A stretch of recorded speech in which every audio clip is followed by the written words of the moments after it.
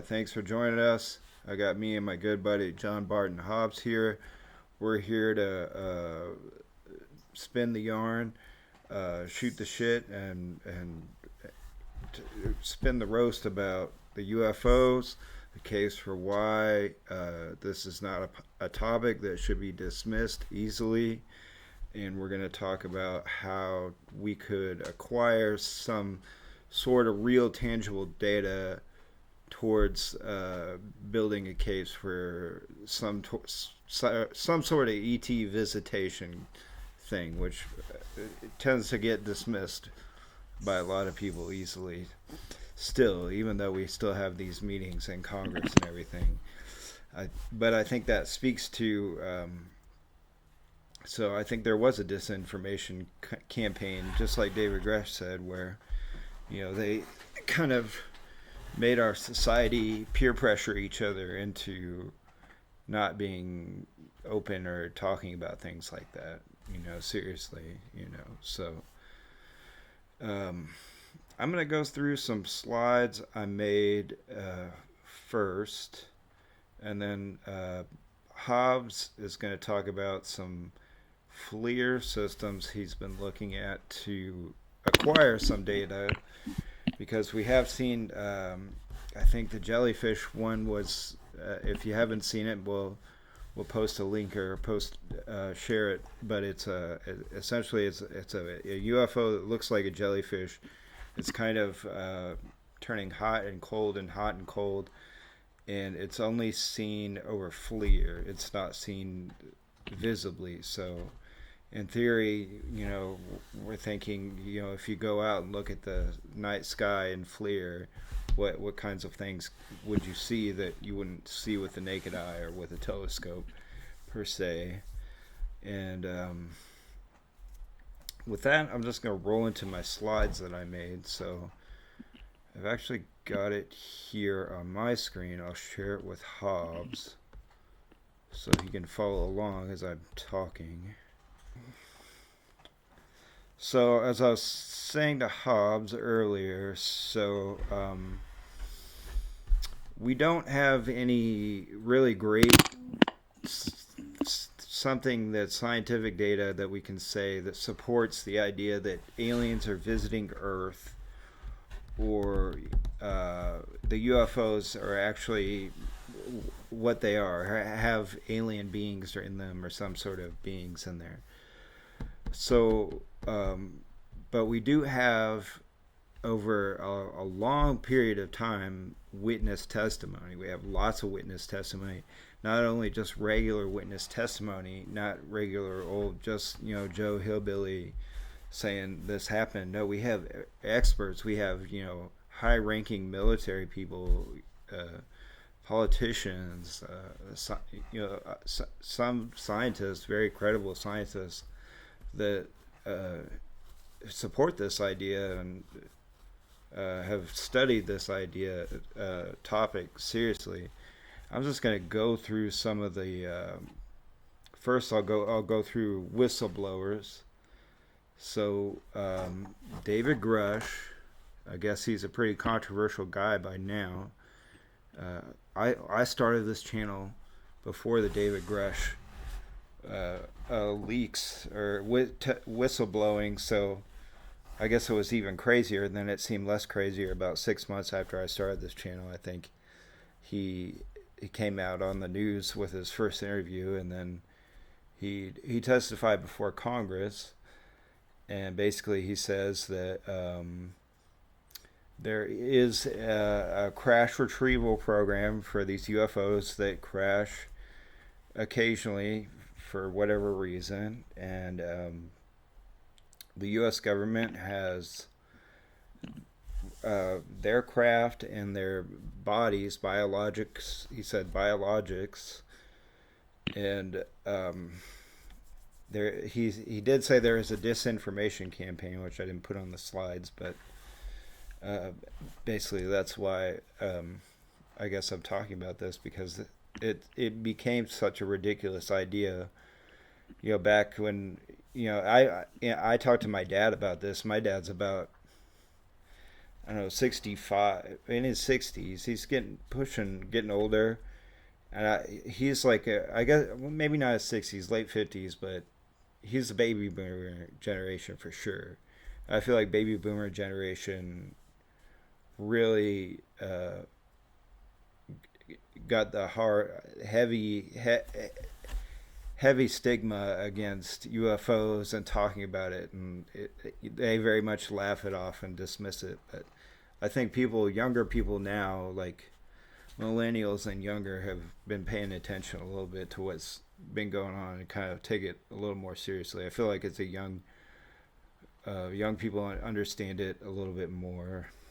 But actually, I think before the baby boomer generation, the generation before that, they did take it seriously, and there was a lot of reports. And then at some point, I think after Roswell, like people got the idea, like it's patriotic to just shut your mouth about it and not talk about it.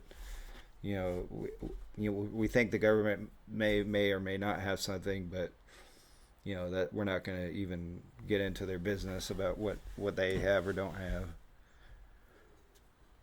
I think the important thing to note here about David Rush is that he's not the only person to come out and make claims. He's not the only person to open an inspector general case, as far as I'm aware. Now that he's come out, um, a slew of other people have come out and decided it's safe. It's safe to come out of the shadows and talk about this stuff. That he basically paved the way and proved that you can use the system that they have in place to blow the whistle and to disclose this information in a top secret manner. It's without losing your clearance and be able to bring it public. So I think it's really important. So there's a lot of people coming out and following him, following his lead now that he's come out. Yes. So Burchett, after their latest classified hearing, he said they're going to have another public hearing. So some of these people that you're describing, hopefully they'll be in this public hearing. Who he said he wasn't going to mention who because he didn't want. He said last time he mentioned who he wanted and they got blocked from coming. So he's not going to mention names, but he's going to have some other witnesses. I think that's absolutely terrible. That people could be blocked from coming, and I think something that I've noticed throughout this whole process is that the intelligence community or bureaucrats and unelected officials have too much say in what can and can't be disclosed. We vote for these elected officials. We vote for our lawmakers. We vote for the president. We have the people in government who are supposed to be there and are absolutely chosen by the people, and then everyone else is appointed by those elected officials. I don't feel like intelligence communities should have any authority to stop Congress from discussing anything or having people come on, and discuss anything if Congress deems that it's reasonable to discuss it. You know what I'm saying? Like, I don't see how you can block somebody from coming into a congressional hearing. Maybe you have some things that are of actual national security that they can't talk about, but that should be discussed ahead of time. But I don't think there should be any way that people should be not allowed to go forward with it. I think they have too much pull over our elected officials. So yeah, I mean, I remember you told me, like, when we first started getting into this stuff, you had a friend that thought everything was a conspiracy, right? So, even everything you see from from day to day could be entirely fake. You don't know, and just put there just to for your for you. But that's ridiculous. But I feel like that's on the deep end of crazy, and then at the lower end of crazy, there has I feel like there must be some other, like, so Trump did say there's some sort of shadow government. He did say that, and so that makes me think there must be some sort of shadow government thing. I have family members who think that that the entire government is they what they do is they do this. They attribute intelligence to the government that the government does not have. Like, okay, so do I think that the government is capable of doing things that are beyond my comprehension? Sure, but I don't think that they're as capable as they say in Hollywood. I don't think they're as capable as the conspiracy theorists believe on this big, large, grand scale. It's not like the Illuminati, right? Mm-hmm. But the way that I look at it is, we elect officials over, well, presidents for 8 years, right? And when they're in office, they appoint a lot of people, judges too, and they serve out lifetimes in these positions, not Oh just yeah, Supreme they. Court, but other court Yeah. judges and and people in like if you hire a CIA director or you hire a Homeland Security person, they appoint people as well. They hire people as well, and those people spend 20 years in government. So you end up with a bunch of bureaucrats in place that they all have their own agenda. Many of them have the same agenda as somebody else in a different area of government. They don't have to talk to one another because they know what's good for one another. Mm-hmm. Um, but my point is that let's say that you are let's say that you're in charge of one of these black budget programs, or that you oversee a few of them, and that's your job, and your job has always been to keep it secret, and you have some reason that you want to keep it secret. Well, it doesn't matter what reason you have to want to keep it secret, because the representatives of the people of the United States, the Congress, you know, they believe it needs to be disclosed, and they want to call forward a witness to talk about the things that they've seen. I don't think that somebody who's not elected should be able to, override that decision of theirs to be able to put them out there. And to me, Mm-hmm. it feels like we're allowing people in the government who aren't elected to make decisions that really have a big effect on us. Because you got to think, from the time that the Roswell incident happened, and realistically, I believe there was something there. I believe there was a UFO there. But even if there wasn't, there should never have been any obscuring if there was. So people are living their whole entire lives, their full lives, and then dying and never knowing. One of the greatest mysteries that we have in mankind is, are we alone? You know, if we have the answer to that, it needs to be put out there for all mankind. I think so. Well, let me stop you there. So, the secrecy was built allegedly was built on the nuclear program. The nuclear program had that level of secrecy first, and that was our first kind of black budget thing where everybody agreed like that we needed to do this, and everybody around there shut their fucking mouth because they just kept their mouth shut because they knew they were at war. This is serious, and you don't talk about that thing because that could get people killed, and they were smart enough to know not to do that. And then so we had the nuclear program, and it kept secret for a while. Russia eventually got it, got their own nukes, but they allegedly built another even secreter program than the secret program, and said, okay, we're going to do this, but we're going to do it right this time. We're not going to let anybody get this. And so they somehow created some kind of mechanism where they can just pass off, the government could just pass off money to, they don't even know what it is. They're just like, hey, give us this money. We need it. We're not going to tell you why. And it's like, oh, okay. I guess that's just how it worked Yeah. for a while. Then they have some kind of mechanism there to do that, and it just builds this whole other. It's like almost like this corporation that has a military that's like, what I Yeah. think is like the real U.S. military.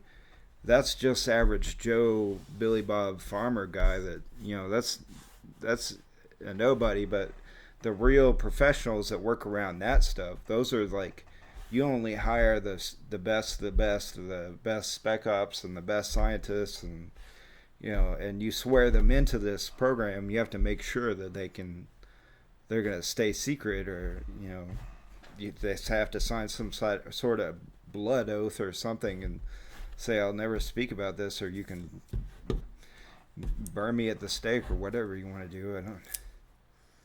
Yeah, yeah, no, I get that. That is part of the issue too, But not, having no oversight is probably, I would say, one of the biggest problems, that we have, if not the biggest problem. Which I believe that that's what this whistleblower program is basically designed to do. You know, it's to Yeah. uh, it's to make it safer for pilots to be able to fly and report these things. It's to make it safer for people to be able to, well, take Edward Snowden for example, right? Edward Snowden noticed something that was he thought was wrong, and he didn't blow the whistle. I mean, he did blow the whistle. He basically broke the law, Yeah. and disclosed a lot of stuff he wasn't supposed to. But I think that it's maybe not the same, but it's kind of similar, because instead of somebody like David Grush or any of these other whistleblowers that are coming after him, following him, they don't have to worry about breaking the law like that, and messing up their clearances or ending up being in trouble for breaking the law.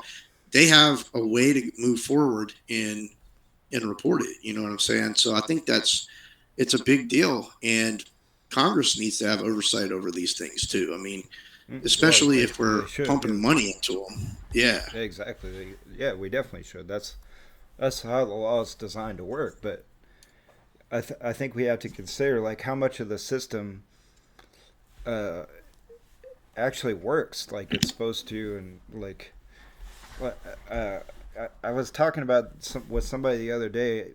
Uh, so we know it's kind of an open secret that all the politicians that work up on Capitol Hill, basically what their job is to raise money. That's all they do. And the ones that can raise the most money, they get to stay in office and they get to work their way up to, Speaker of the House or whatever.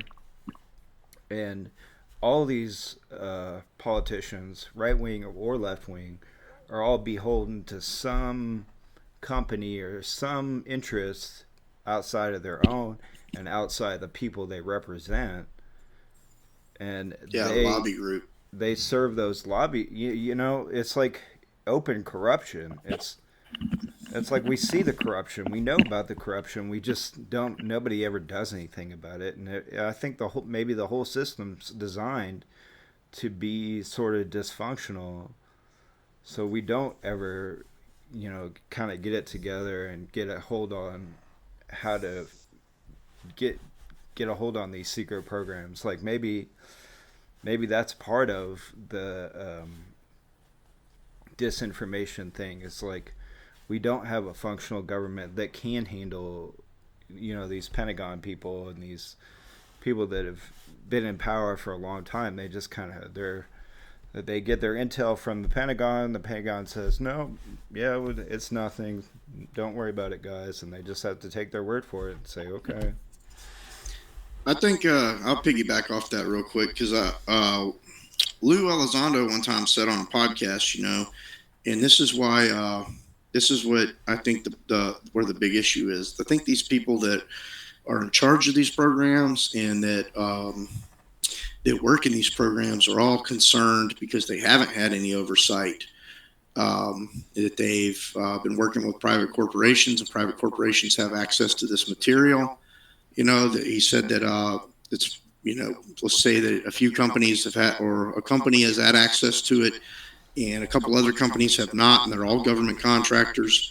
If one of them files bankruptcy, or a couple of them don't get government contracts, and they didn't have access to this material, whether that material helped them or not, they could use it in a court of law and say, hey, you have provided, or you have broken the law, and you've provided these people with a leg up, with you've given them an advantage in scoring a government contract, which negatively affected our business. And I think but I also think that that's what's really important about they need to come up with a way for people, to come forward with it without any repercussions. And um, like say that you worked at, let's just say Lockheed, and let's say Lockheed has some of these craft, or some parts of these craft, and then they need to be able to make it to where these contractors and stuff can come forward with this information, and nobody can be held, accountable for the past, you know, Yeah, like or amnesty. punished. Yeah, Mm-hmm. yeah, no punishment. Like you're not going to go to jail. You know what I mean? Mm-hmm. So Right. Yeah. I mean, I'm just kind of spitballing here. But like, what if just giving some contractors a leg up is like the least corrupt thing they've done? What if they've done even worse shit that's like really bad? yeah, That where if we found out, everybody would be mad. Like everybody, which that might be the truth. Yeah. the truth is, all right. Here's the truth, right? If they come out and told us, and we found out the bad stuff they done, and they just came, as long as you're not doing, you know, like, uh, oh, what was it when the CIA poisoned American citizens with LSD in the drinking water? Oh, MK Ultra. yeah. That yeah. As long Mm. as you're not coming out and doing that, I think you're probably fine if you come out and you say, yeah, this is what all has happened. These are the things that we did. Own up to it without digging yourself a hole. Because when you try to cover it up, it's like when you try to lie about it and cover it up, that becomes a bigger issue. You know, I think most Yeah. people, most Americans, we just want to know the truth. You know, I want to know the truth. That's all I want. There's nothing I can do about the past and what all has been done in the past. You know, Mm. or even what's going on right now. Just come out and tell the truth. Tell us Yeah. what's going on. We're not going to grab the pitchforks, you know, and come try to, you know, punish you for it because we just want to know the truth. You know, I think Yeah. most people can handle it.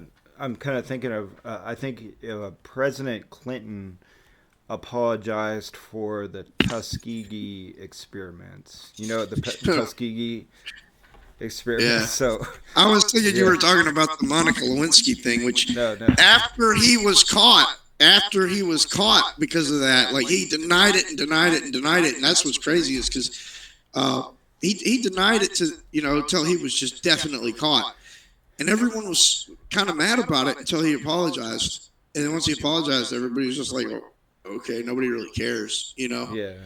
Well, I Like that's still kind of the way I feel don't about care it, you about know. something like Like that now. the Yeah. Tuskegee, are you talking about the syphilis thing? Mm-hmm. Yeah, that was Yeah. terrible. Yeah, Yeah. that was terrible. You know, Mm-hmm. I want those kind of things to come to light too, so they don't ever happen again. Right. Uh, but I, I don't know if I feel like amnesty in those kind of cases. Like, Yeah, right. but So what if they've done something that's just irredeemably bad, like been poisoning us or been done giving cancer to a lot of people or something like that. what kills me is they have a timeline now. At least with the Schumer bill, they had a timeline of 50 years to declassify stuff. Bro, I'll be dead. I'll be Yeah. dead in 50 Yeah, years. 50 years. Come No, on. 50 Yeah. years ain't gonna work. I want to That's know now. another. Yeah, that they're just trying to kick the can down the road. Like say, oh, we'll do it in the next 50 years. That's not. That's No, not no, cool. no, no, Yeah. no.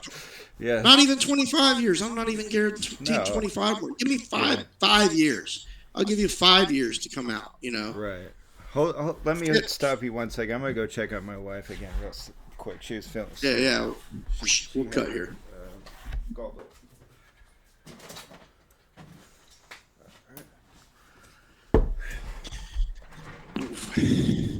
Dude, what's so great about this topic so far is that we haven't even made it off David Rush yet. Yeah, I mean that's kind of Because how it goes. I guess. Yeah. I guess we kind of think keep. about it. Think about it. It's like so much stuff has happened recently just because of this dude. It has. Yeah. It's really. It's been a. It's kind of getting more and more excitement and people kind of believing this is credible. I think, and I was thinking of something when I went upstairs. So like, we're talking about these bureaucrats. I think it was JFK who we really saw that there was tension between him and the generals with the Cuban Missile Crisis. Like he resisted their wishes to attack, and he stood his ground, and thankfully there was no war. And I think we ultimately saw that tension break when they finally just killed him. I think it was probably the CIA that did it. And They they haven't even released all of the evidence yet, like all everything they have. They still haven't released no. all of the JFK Mm-mm. files that they were supposed to release. And Well, for me, that feels like if they think it's something, I wasn't even alive. My mom was a kid when that happened. You know what I mean? And if they think it's that terrible that you know they can't release it all, or it makes me wonder. So I'm pretty sure that they did that. I think so too. I think it was CIA that killed him, and I think that after that, the president they didn't have to tell the president about everything they were doing. They were just kind of like, okay, you're here for 4 to 8 years, buddy. You just do play ball with us, and you won't end up with your brain splattered all over the sidewalk or something. There's a lot of blackmail that goes on up there in DC. You know that there is. It just is what it is. Yeah. It's part of being a politician. But honestly, I think it's kind of weird. But I think they need to not be so worried about that crap. Like, I mean, I don't really care what the rumors are. I don't care what any. I just want to know about the damn aliens. Mm-hmm. That's it. Like Right. I think we all do. Um, Well, I mean that I mean I've been thinking a lot since I started reading about this stuff. So like, you always try to read stuff like, so what are the aliens doing here? And uh, David Grush said he was interested, or he had heard something about some kind of alliance with the aliens or something. I don't know about that, but like, it just makes me think, if this was kept secret for so long, and they've done a pretty effective job at it. Maybe they did have help from aliens, or maybe aliens are doing something really bad, or maybe there's the okay, so in X Files, right? So in X Files, the guys that, I guess it's like the MJ-12, the guys, the super secret guys in charge of this, are like either helping the aliens or they're like helping the aliens at first, and then they realize that they're helping the aliens basically like take over Earth, and then they try to stop the aliens by basically creating like hybrid humans, aliens, people. And it just makes me think, so is there something like that, where there's like a giant conspiracy with the aliens to basically, I don't know, enslave us or use us as fuel or something? I don't know, but I mean, I so feel yeah, like. basically what you're worried about is that there's something they're keeping it from us so secret because maybe there is something to fear, and if we found out about it, it's kind of like there's an asteroid coming toward the Earth, and it might hit us, but then again it might not, and there's nothing we can do about it. And if we tell everybody about it, they're going to panic, you Mhm. know. Yeah. But but it might be all right. We've been living like this. It's been coming at us for hundreds of years. We haven't known about it, so why know about it now? Because there ain't nothing we can do about it. So maybe it's something like that. That's kind of what it seems like. Like maybe there's something there for us to fear, Hmm. and they don't want to have us panic. But at the same time, though, man, I think that you know I think that we should about it personally. I think that if you want to know the truth, if a lot of people believe stuff that I don't believe, and when it comes to the alien technology, aircraft, people are very obsessed with the technology in our phones, right? They think that we must have reverse engineered alien spacecraft, and that's how we got this. That's how, this is amazing technology, right? Hmm. But really, it's just everything that we've made in the past 60 years has been shrunk down into the palm of our hands. It's really nothing too major. It's just that we've shrunk it all down. The internet's been shrunk down, data storage has been shrunk down, communication over radio waves has been shrunk down to fit in our hands. Well, that's because Screens the have advanced. transistor was shrunk down. Now they can make Yeah, transistors that are microns thick, that are only you yeah, can only see it from a microscope. yeah. But that's the thing that people are overwhelmed with. How amazing all of just basic technology is, and but the way that I look at it is they think that we've reverse engineered UFOs. Well, I don't think that we have 100%. I don't think that we have, because the most important part of it is, how does it fly? You know, how does it go into outer space? How does it fly from pole to pole in a matter of seconds or minutes or whatever it does? That they claim that these things can possibly do. We haven't mastered any of that. We have made zero progress on any of it. And I think that the reason, if they have these things, if in fact they have this, and all of this is true, is because the right people haven't had access to it. And if you're only allowing a selective group of people access to it, people that you think need to have it, or physicists, Hmm. people like that, they may not have the answer that you need. There's millions, hundreds of millions of people, in this world, who may have the answer, or may have a piece of the pie, or may just be able to think of it, and they're not having access to it. I think that that's a big problem there. Well, I actually saw an episode of the Y-Files today on that, and that they said that what was going on was they were using 0 point energy, which can give you like just unlimited supply of electricity, and it was um, some sort of electrogravitic system, they called it, where it has so much energy that it warps space time, and you create a bubble of warped space time ahead of you, so you're falling into it all the time. And they said there was a paper on that in the Wi-Fi. Somebody published a paper on that at NASA, and there are some patents for like some kind of anti-gravity stuff. He said that came after Roswell. He said that on Wi-Files. Yes, it's probably possible. I mean, I'm sure that since the human brain has been able to conceive that gravity is what keeps us down on the ground, that people have thought about ways to reverse it. Mm-hmm. To anti-gravity.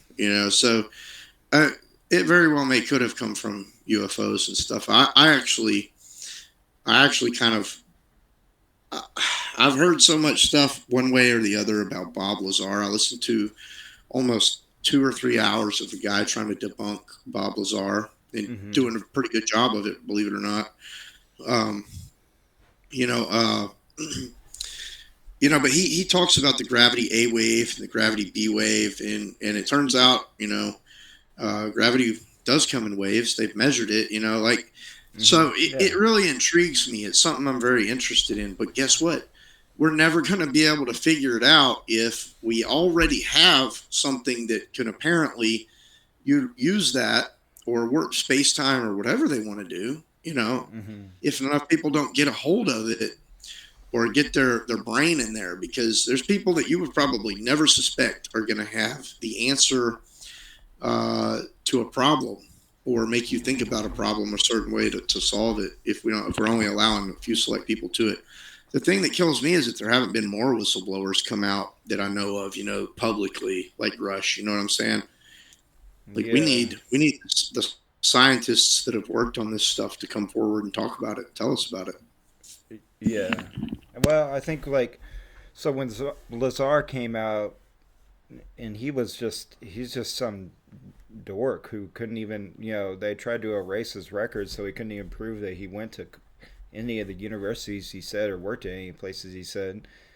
And so he definitely didn't seem very credible when he started out, and then I think there was some kind of business with him trying to run a brothel out of his apartment or something weird like that going on. Or I kind of remember reading something about that. I'm And gonna share this with you. I'm gonna share it to you, and you can decide if you watch it, if you want to link it somewhere down below. It's a YouTube video from a guy named Danny Jones that talks about. It's almost, oh man, it's 3 hours and 42 minutes long. I think I listened to over an hour of it, of just him, you know, uh, debunking Bob Lazar and Bob Lazar's stories. I listened to it in the car, so I didn't get to like sit down in front of the computer and look up all this guy's claims, but it was certainly worth listening to, and it brings up some credibility issues for me. like And what you kind of know me, things I'm a did he big fan say? of Lazar. That between the time that Bob Lazar, I don't remember what it was. I can't remember all of it, but he said that the timeline doesn't fit to where he didn't have time to go to MIT and get a degree.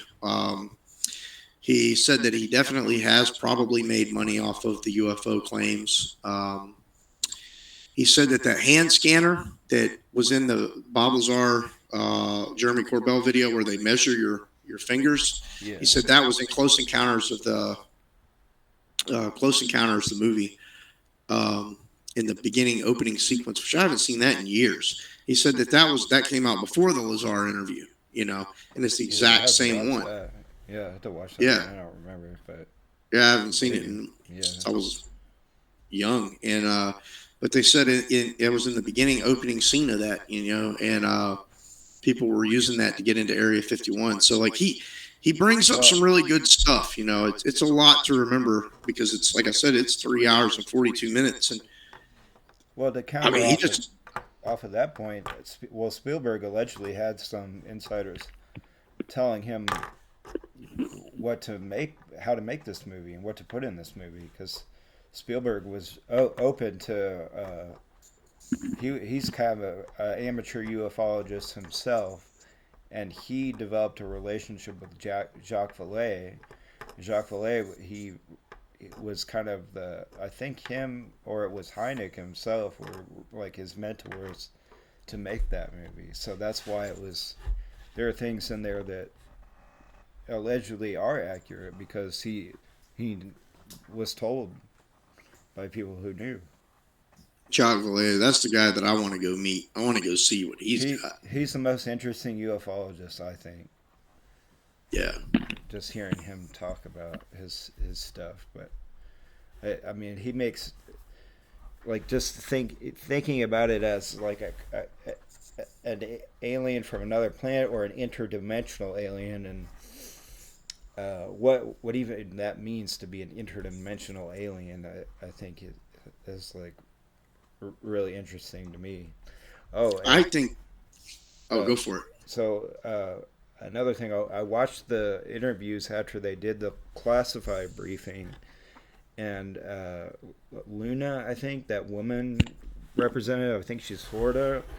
She said she came out of there and she said the word interdimensional is important when referring to these things. So when we bring them up, our questions to the Pentagon, we should refer to these things as interdimensional and use that word. And that So yeah, I think it's important too. Sorry to interrupt, but yeah, I think that's super important. And here's why I say that. Right. So I was listening to something yesterday, and it was it was Billy Carson describing how scientists describe dimensions. Well, I personally think all of that is theoretical. I don't think we have any actual proof. I mean, they can say they have proof because they ran an experiment or two. I don't care. I don't care about that. What I care about is what we know, right?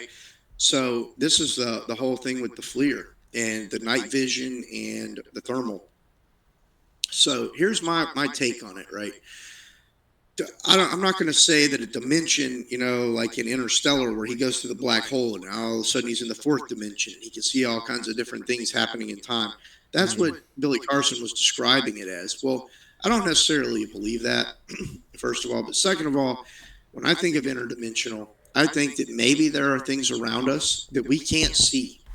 Okay, so like dogs, for example, it has been said, or at least theorized, that dogs, when they poop, they walk around in a circle and they align themselves with the Earth's magnetic field. And they poop because you watch them; they walk around in a circle. And I would think that's to get bugs away and stuff. But Yeah. they say that they think they can see the Earth's magnetic field. And they say that they think that humans may also have been able to do that. And I don't know what other animals can see, but Maybe it it's makes sense sense to it or me. feel it somehow. Maybe you can kind of. There's a lot of there's a lot of spectrums of light that we can't see. There's things that we can't see. Oh yeah, We we can can't only see. see a small spectrum of light. You know. Yeah, exactly. So for my perspective to say interdimensional, it's something we can't see. But if we get something that can translate something we can't see, such as thermal or night vision, you see these things on both types of videos. You see them on thermal and on those green night vision ones, right? So all the video, a lot of the videos that you see, almost every video that you see, every video that I think is credible comes off a FLIR camera. Like if I see something that comes off somebody's cell phone, I don't believe it because there's apps that you can get that will fake that kind of stuff for views, Mm-hmm. and you can do things like that or AI or anything. But if you take a FLIR camera and you see it, which sucks because you don't get the definition that you want whenever you're Mm-hmm. viewing something. But if it's the only way you can see it, that's a big deal. Like okay, like the Skinwalker Ranch guys, right? I haven't watched a lot of that, but I watched an episode or part of an episode where they caught a UFO and it was flying toward them and then it broke off into five pieces. So they were all in a line and it broke off like this toward the camera. And they were looking through a FLIR. Well, I mean, it clearly said FLIR at the bottom. Mm-hmm. So, from my perspective, I probably wouldn't have been able to see that with my naked eye, but they could see it with the FLIR camera. So, when they say interdimensional, I don't necessarily know if it's a different dimension or if it's just a different spectrum of light that we can't see, you know. Mm-hmm. But either way, I feel like it could be interpreted that way. And I feel like that's a really good way to kind of segue into why we should be using these things whenever we get a chance. If you get a chance to buy one, or if you get a chance to use one, or if you get a chance to go out with any kind of different type of optic that can see spectrums of light that we can't see. You know what I Mm-hmm. mean? Like, I think it's a big deal. That's going to be the way that we can capture this stuff because, like I'll say it. I'm not a big Stephen Greer fan, but he did say one thing properly, and that was, if they're not going to disclose this stuff, we're going to have to find it ourselves. And I think that's the way to do it. Yeah. Um. Yeah, I forgot I was gonna say something. Oh, so I feel like Greer is more credible the more I like at first I think he's silly. I think he's just kind of got a personality disorder or something that where he just kind of has to make himself feel look really cool or something. But I think he's right about a lot of stuff. Like his last documentary, he said that they were trying to stop people from making free energy, like not just the 0 point energy, but there's people all over the country that said they can make machines that you could plug it in and it puts out more power than you plugged into it. And there's Oh yeah. several people that they did this, and they would all die mysteriously every time they did it. They went public about it. So I saw a Y-Files episode that said the same thing the other today, and I was like, maybe that did happen. I don't I know. mean, you can make that anyways, though. If you just make a, I'm pretty sure you can just make a transformer, right? Or Mm-mm. you, Well, I mean, I'm something not that sure. I'm not an electric guy, but not that just steps up the voltage or down. I'm talking about something that actually creates more electricity than goes into it. Basically, like free energy, right? So if you had a bunch of these things and you plugged them all in together, we wouldn't have to pay for electricity, or you'd only have to pay for a little bit, just to get these things going or whatever. In theory, there would be a way to, maybe you could make a bigger one that could power the whole city or something. And the reason that we don't have that is somebody is stopping it, and they want us to be burning oil or something, or burning coal to power our cities, or being purchasing coal from them or oil. I don't know. So, so this is a great place to be in this conversation, and I'll tell you why. It's because people seem to think that once we stop relying so heavily on fossil fuels, and once we stop relying on these energy companies, that we're going to lose the economy. The economy is going to go away. Well, what they're wrong here about is the economy doesn't just go away because you find a different fuel source or because energy becomes free. A new economy develops. Right. There's always Yeah. going to be an economy to be there. They just Mm-hmm. may not be selling as much energy. They may not be selling as much electricity. But these big corporations with money and people Mm-hmm. who have money and people with businesses, there's going to be commerce and economy. Before we had oil, or before we used oil and fossil fuels, coal, we had an economy. The world Mm-hmm. had an economy. You know, Back Right. when wind was free and sails were the way to go, and people rode around on horses, we had an economy. So I think people are worried about that. But if if you invent something, and I think this is where a lot of these guys go wrong, like the guy who invented a car that runs off of water, right? They all Mm-hmm. try to get rich from it. They're all trying to get rich from it. They're all trying to patent it. They're going Yeah. to patent this thing, and they're going to try to, go somewhere with it. Well, the problem is that you're patenting it. This stuff needs to be free and open. It needs to be free and open for everybody to use. And you're going to make money off of it regardless of whether you patent it or not. If you're on the cutting edge, you're going to be able to utilize it to make money, but you can't go out and patent that one thing and monopolize it and say, okay, well, I've made cars that run off of water. Now I'm going to patent that. Mm-hmm. No, no, like somebody's going to kill you. I'm sorry to tell you, it doesn't have to be the government, Well, that's what you Greer know, says. Yeah, that's if you do make a patent like that, that's when you'll die of cancer mysteriously. They'll shoot you with a cancer gun or something. I it's don't know. radiation. Yeah, Radiation. Yeah. think about it, right? And you don't even have to be the government to do that.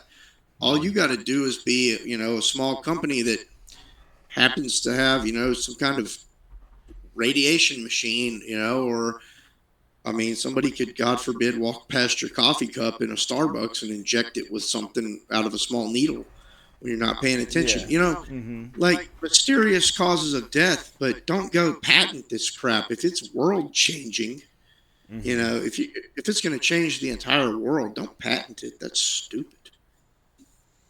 Well, Make I it mean, open even if they source. did patent it, at least we would have it. We could purchase it, maybe in some form. But they're saying that or Greer and the Wi-Fi's guy. I forgot the Wi-Fi's guy's name, but he's saying basically that the people that do make patents like this end up dying of mysterious causes. Like, And the answer is don't make patents for it. yeah, Like, or if you just want to kill yourself and you don't want to commit suicide, just go make a patent for something, whether it works or not, and just yeah, die. yeah.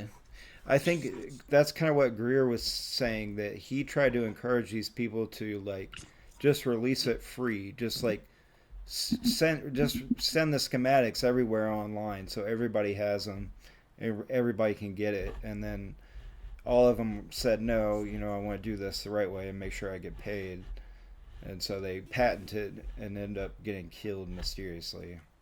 Yeah, they can't, but they can't kill us all. That's the thing. Right. Like if three or four or five or 10 companies go out to go do it and work on it, they're not going to kill everybody. Mm-hmm. So, but if you're going to try and make a car that runs off of water or unlimited energy in your home and sell it to everybody, this way to do it, and get rich off of it. Uh, yeah, that's not going to fly. Hmm. But I don't know if it's necessarily 100% true, but I know that the guy that made the car that runs off water did die. So allegedly. So Yeah, right.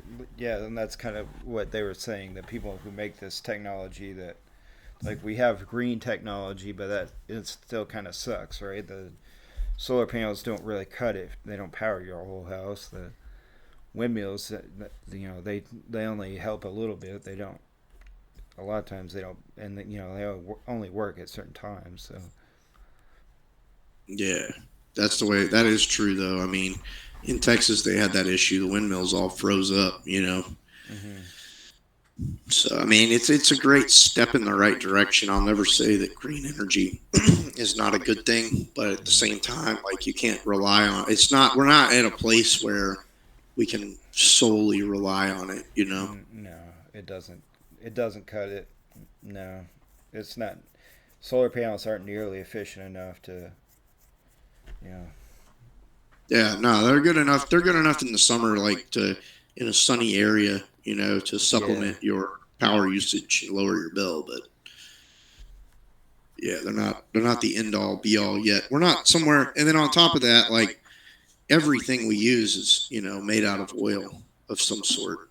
right. We have so So much plastic shit. We grew up in a plastic society, plastic world, plastic products. You can get plastic everything. Your food comes in plastic. So yeah, we probably have so much plastic in our body. We're the plastic generation. Our parents yeah, our parents were the asbestos generation. Our grandparents were the lead generation. yeah. But That's why we're so awesome. yeah, everybody's got their trials. Yeah. Anyways, yeah. Let's. I feel like we've hit all of this stuff except for we've already hit Lazar. Yeah, Fravor. There's not much to say about him except that he's a captain. I think a captain in the Navy, or he was. So I feel like he wouldn't make claims, false claims like what he did. I think he's pretty credible. Ryan Graves, the same kind of deal there. Let me see what I have next on here. So then next I have, these are people that are like notable ufologists, and I'll kind of quickly go through who these people are. So J. Allen Hynek, he's the first ufologist, and he was hired by the early Air Force projects to investigate the UFOs. First there was Grudge, then there was Sign, there was Project Blue Book. He was brought in during Project Blue Book to add credibility to what the Air Force was saying. And then he said, after he was done working with the Air Force, he said, no, what I said when I was working for the Air Force was in fact not the truth, and that uh, there really is something to it. He didn't go. I don't know how much detail he went into what he knew for sure, but he definitely he is kind of the father of ufology. He said no, there definitely could be a ET visitation or something. We really need to look into this, and he established how we study this, like that. I don't know if you did that MUFON training about that I talked to you about. I think I did a video about my MUFON training, but that all came from him, about how to the different kinds of first close encounter, the first kind, close encounter, the second kind. All that stuff was him. The MUFON reporting, that's all him. But next we have Jesse Marcel, which I made a video about him too. But he was the intelligence officer that was one of the first responders to the Roswell crash, or whatever was there. He was there. He was on site and he saw it. And he first said it was a flying saucer. Then he the next day did a press release saying no, he was mistaken. It wasn't a flying saucer. It was in fact this thing right here, this pile of sticks in tinfoil. That's what I thought it was a flying saucer, but it was actually this thing. And then after he left the Air Force, or I guess it was the Army at the time, which became the Army Air Corps, and then after he left, he said no. In fact, it was a crash, and he didn't see the bodies. From what I understand, he just saw the wreckage, and he took some. He put a bunch of wreckage in a box, and he took it home and showed it to his son, and then the son saw the wreckage, but he didn't see the bodies. But he talked to other people. He like looked into it later on and talked to other people who said they saw the bodies, and then he became kind of a whistleblower later on too. That they interviewed him, and he said Stanton Friedman, who's another famous ufologist, interviewed him, and he said no, it was a flying saucer or some sort of alien craft of some sort. And next I'll go to Jacques Vallée. So interesting thing about Jacques Vallée, I just kind of think of him as he's kind of the interdimensional guy. He's the guy that really takes ideas and throws ideas at this that nobody thinks of, that are just like way out there. His thinking of this is from a higher perspective, I feel like, than a lot of other ones. And I think he was the first one to talk about this interdimensional stuff. And he said that, even like things that other paranormal things like ghosts, or even, or angels or demons or Bigfoot, could be related to this somehow, in some way. And maybe it's some interdimensional being that is showing itself to us, and sometimes it shows up like Bigfoot and sometimes it shows up like aliens. We don't know. That's just kind of him spitballing. But Donald Kehoe, he's an early witness and author. He was a Marine pilot, basically, who just kind of get caught on that something fishy was up, and then he did his own investigation and wrote books. Stanton Friedman, basically another ufologist who wrote books, basically, and did investigations and interviewed people and did a lot of work. And he was a very good ufologist, but he's passed away. That was the guy that was worked on nuclear stuff with the Navy. He was like a nuclear. It was a nuke. Oh, he was? Shit. Was he in the Navy? Pretty sure, yeah. Oh, he was. Oh, Yeah, wow. I actually just learned a little bit about him last night, as a matter Oh, of really? fact. Oh, okay. Yeah, I think he actually. I don't remember if he. I don't remember if he interviewed Bob Lazar, or he interviewed somebody in conjunction with that video I sent you. Yeah. Yeah, I So think yeah, he might have. Yeah, he might have interviewed Lazar, but he interviewed. George Knapp or somebody. I think George Knapp interviewed Lazar. He interviewed Jesse Marcel, who's the guy I just mentioned earlier, that was the on-site witness that really saw it, and got his testimony out and said, no, it wasn't a weather balloon. It was a flying saucer. I was right the first time. They made me lie. That's what he said. We got Burchett here, our homie. He's kind of the hero in Congress right now, who's really going after this. When people thought it was crazy, and now he's brought it kind of at the forefront of all of our attention with his hearings. And I think he's kind of responsible for where this is today. Grush, he was a whistleblower, but this guy brought him out in front of Congress and said, no, we want to hear what you have to say about this. And I think it got a lot of people's attention.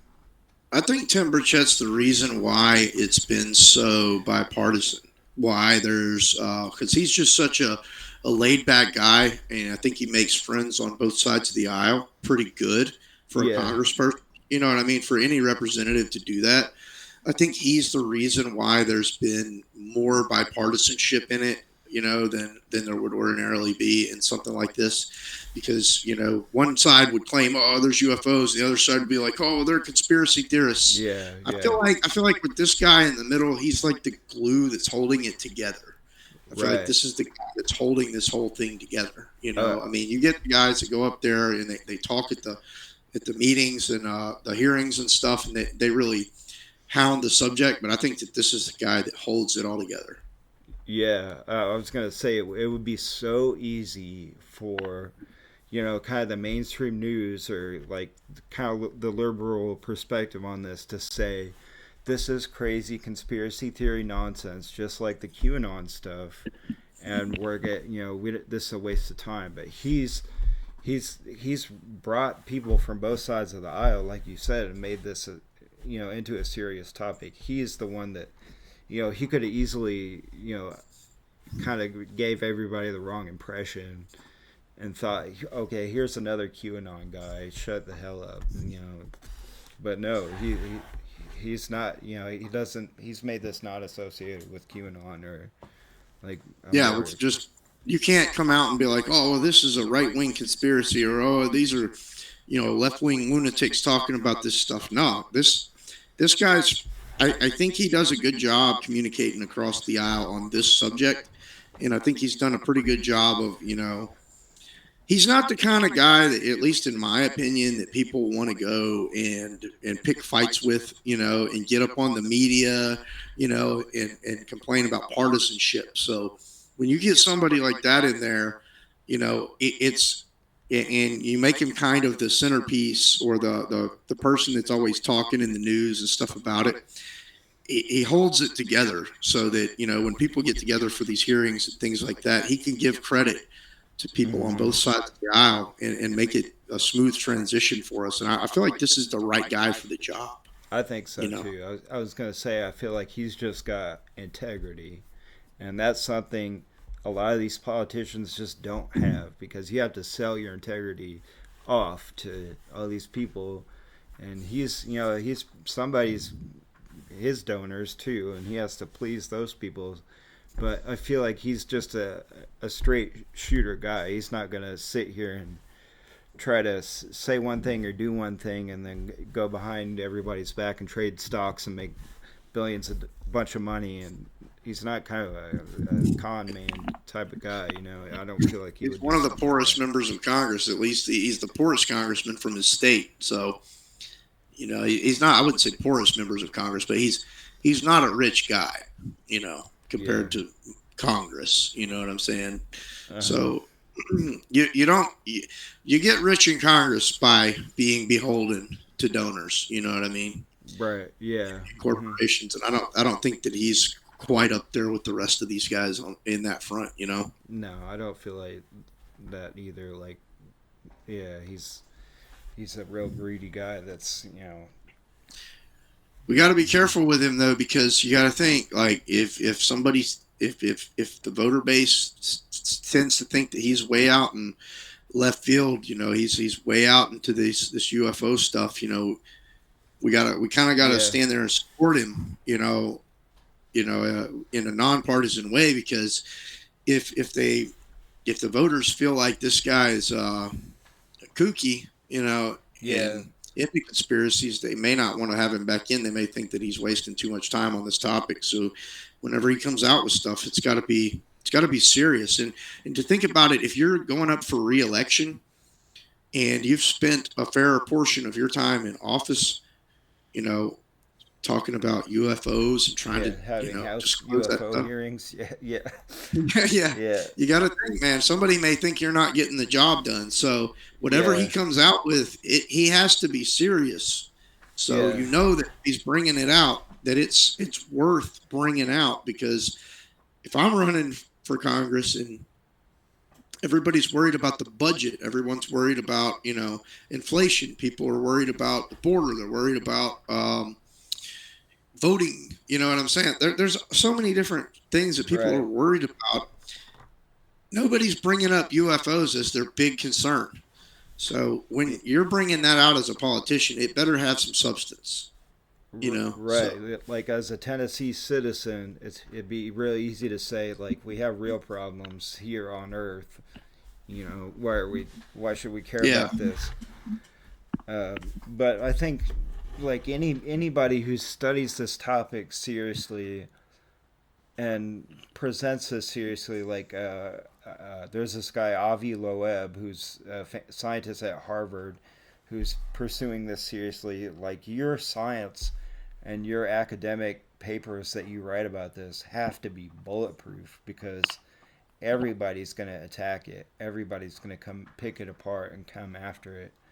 And so anybody who's like a serious ufologist that's putting forth data, it better be presented in a bulletproof manner that nobody can dismiss because people will try to dismiss it.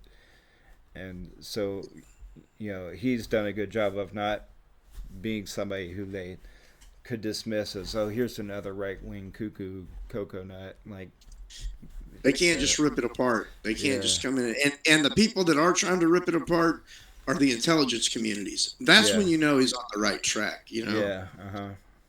Speaking of Avi Loeb, that guy is that the guy that said that he may have found Hmm.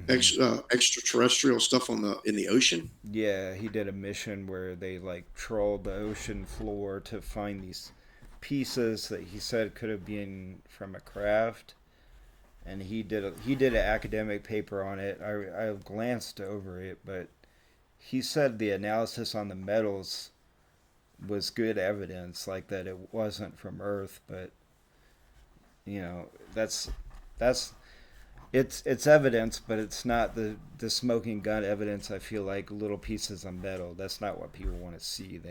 We want to see the actual thing. But Yeah, I don't know. but it's like you said though. You don't write, an academic paper on it and have something that people can just poke holes in. Hmm. It's got to be true.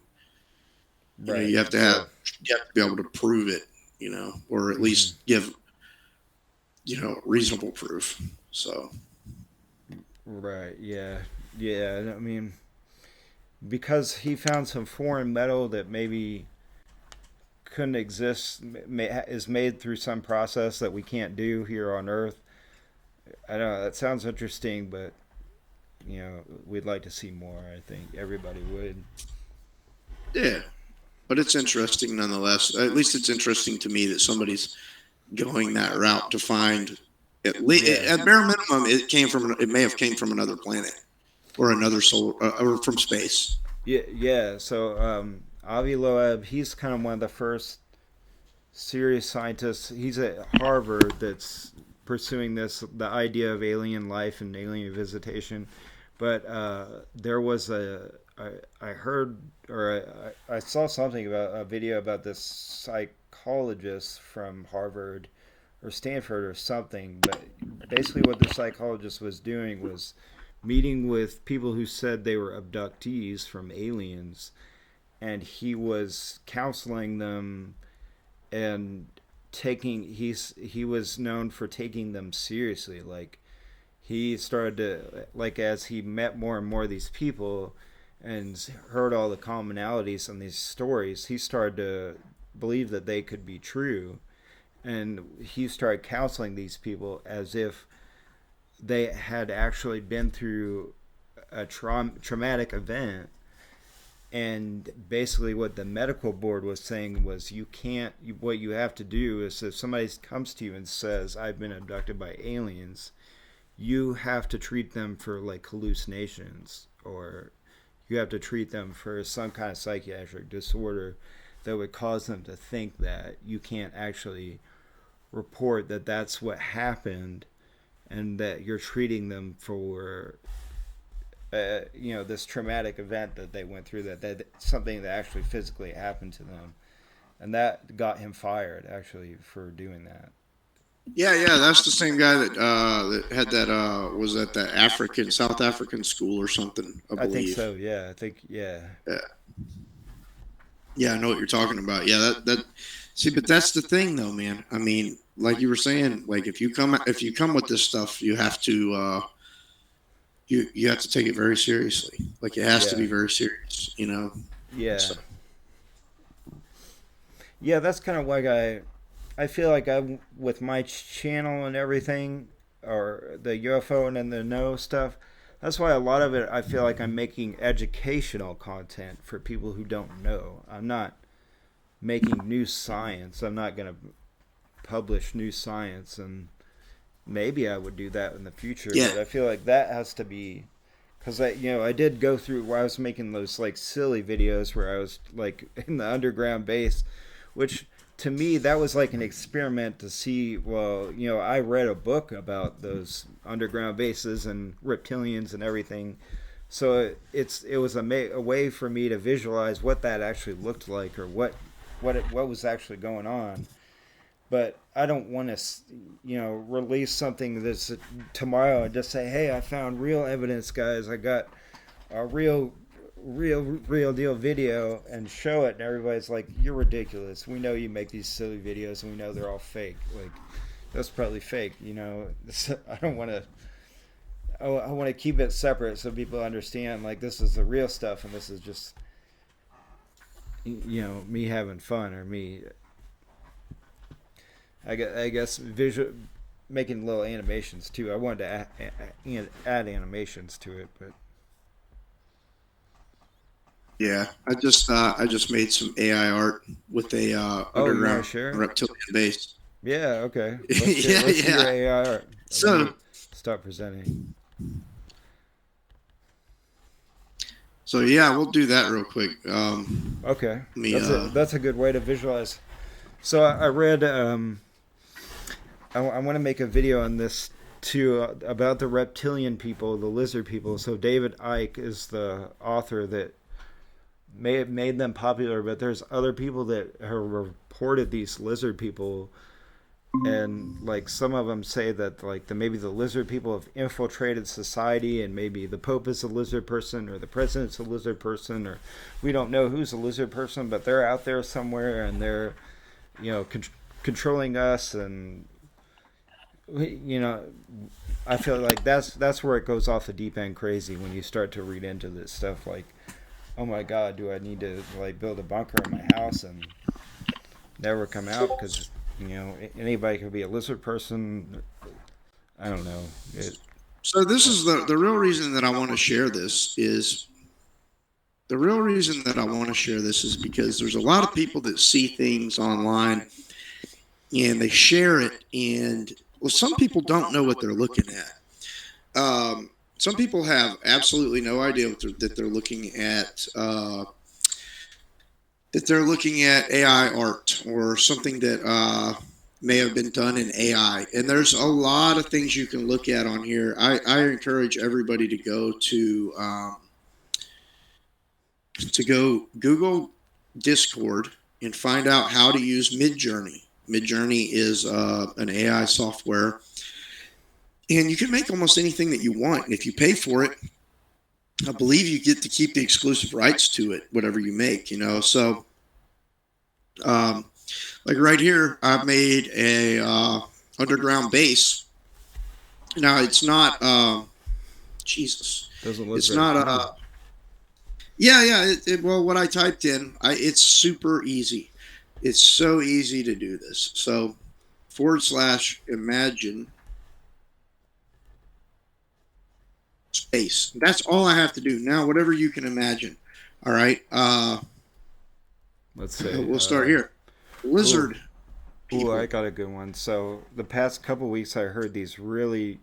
One of them was about this guy who said he remote viewed, the Dulce underground base, in Dulce, New Mexico, and basically what he saw there was these people being carted in there, and they were like in a zombie like trance, and they moved them in these carts, with these zombie like trance people, and there were men like that looked like blonde hair, blue eyes, kind of what the Nazis liked, kind of people, and they had Nazi uniforms, and they were carting these people in there, and the people were being basically cut up into parts and like shipped out into space somewhere or something. So maybe you could put like Dolce Underground base, or no, put underground Nazi alien base or something like that. It may not like the word Nazi, and I will say that Oh yeah, it may not. so so it may not like that. But as you can see, it's really not super hard to make some of this stuff. So, Yeah, uh, that's gonna make it so even harder to for people to release real evidence. Too. yeah. But I'm not even the best at this. There are people who are very, very good at this. Some people sell their So prompts. yeah, yeah. So I'm going to type this in: a rare, or actually, I'm not going to write rare. A photograph of an underground base. Maybe alien Uh, base yeah, or reptile. alien, Yep. alien base with reptilian. So, and you can literally take this and run with it. So That looks like that an is iguana. that is an iguana. That is not what I typed in a minute ago. So we'll see. Oh, here it is. Oh, okay. Realistic looking lizard people. Okay. So whenever it finishes, and I've got it on fast mode right now, so it Okay. only takes a few seconds Well, there you go. to There's a populate reptilian it. base. Yeah, it'll pop up here in a second. It'll pop down here at the bottom, and I can upscale it. So, and there are people who are far better at this than I am. Um, see, it's 93% done. Hmm. All right. Now we'll just choose one of these four, which is very difficult to determine which one we want to choose. So I'm going to go with number one. It looks pretty decent. Yeah, one looks pretty Upscale decent, number I one. think. Now we've got this picture. Okay. So now I don't know. I haven't upscaled one like this before, but I'm going to try upscale times 4, and let's see what it looks like upscaling.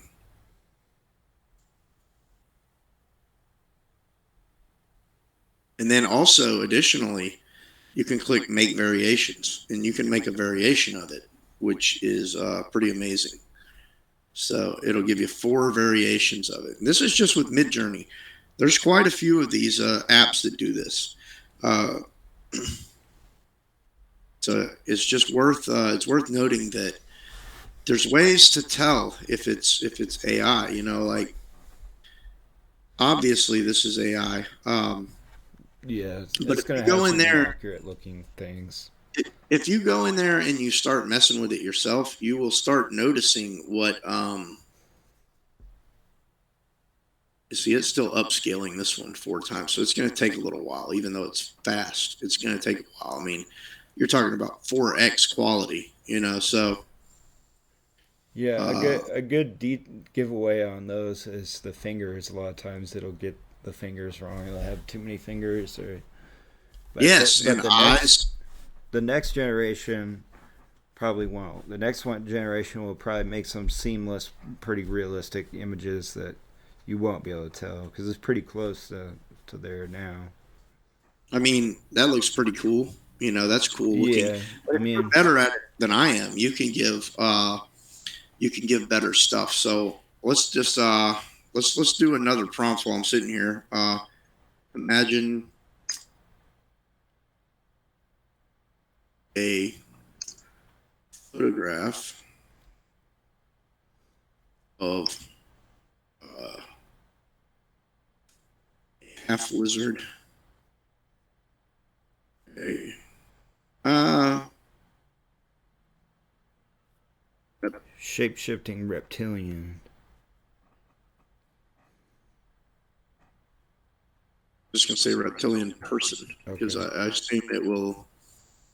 I should have said a reptilian humanoid, but That's kind of the same thing. yeah, you can upscale them and do things like that.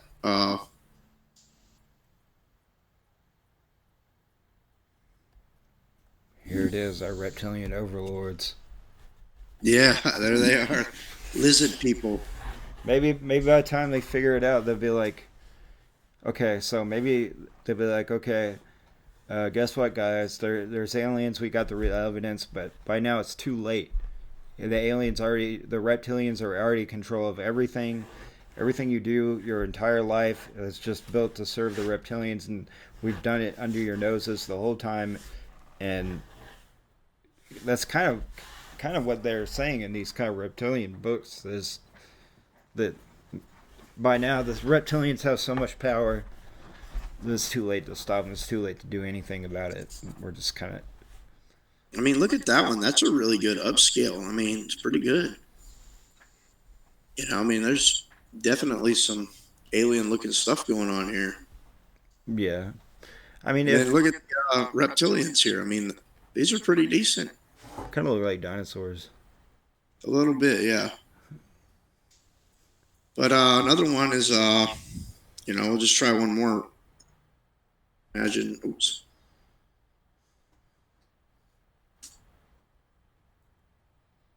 I like doing this one. This one's pretty cool.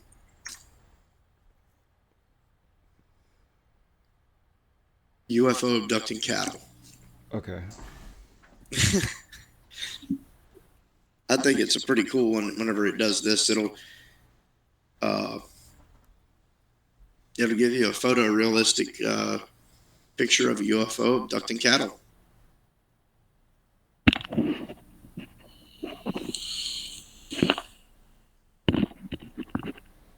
And it does it in less than a minute.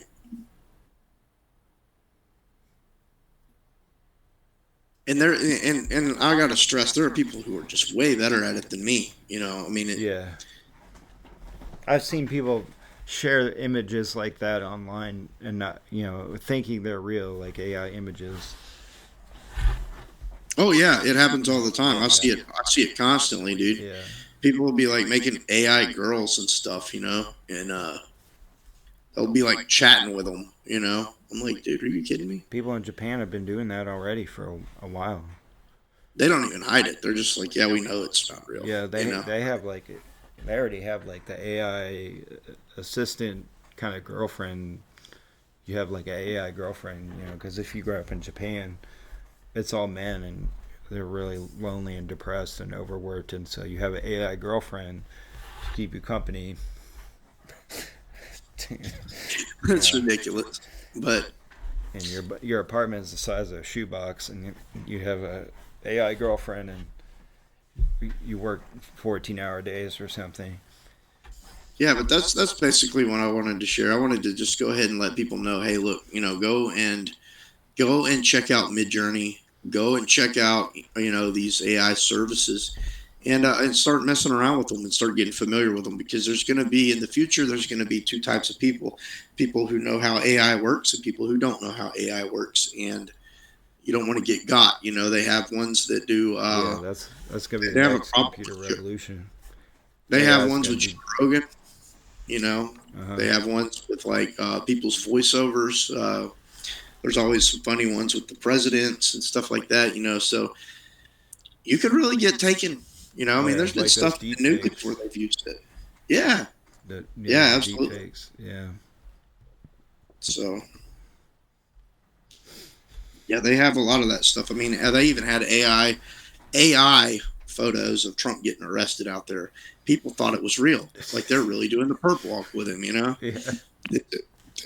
They just it wasn't the photos weren't real. I'm sure there were some real ones, but there was a lot of them that aren't. And they're getting Yeah. people are getting taken by video games. Video games are getting so good that they had that Ghost of Kiev or whatever. The fighter pilot in Ukraine that everybody was talking about. It was a Yeah. video game. Yeah. I think I heard that too. I think I saw some other videos online that even fooled me. That was like some fighter pilots following a UFO that people were sharing. It got shared on TikTok, I think. And I was like, wow. I mean, is that really going on? But it ended up somebody said no, that was from Flight Simulator or something, that you could have a UFO in there. So Yeah, yeah, and it looks realistic. I mean, I've seen them. There was one where they're racing motorcycles, and I was like, "Dang, dude, this is an intense race. I can't believe he's really doing this." And I was like, "Wait, this is a video game." yeah, yeah, we're there. Yeah, but that's why it's important to stay up on this stuff. You don't want to be like your dad, who doesn't know how to use a smartphone, or your grandpa, Yeah, who doesn't yeah. know how to use a smartphone. Uh, my dad's learning how to use a smartphone a little bit. He texts me now, so he knows how to That's text. like that. My dad is a problem. Like he'll drive down the road and make memes on his phone, and No, my I think dad's that not that into the internet. He's pretty slow on the internet stuff. But like, hey man, the internet's been around a long time now, so he's just old guy. He has an iPhone, but I don't think he really does much on it except I think he watches YouTube sometimes. But yeah, my dad's a problem. Like I can't even like let him. I can't let him drive because he'll be sitting there on his phone driving. yeah, But no, I gotta drive. yeah. I might hop off a little early. I'm gonna check on my wife and go Yeah, see I if my gotta hit up babies some games. need milk. But So yeah, I mean, I don't know. We can cut this off wherever you want. But I think this was a pretty good, at least, discussion to get it yeah, out we there got and like an hour have and a a half discussion. in there.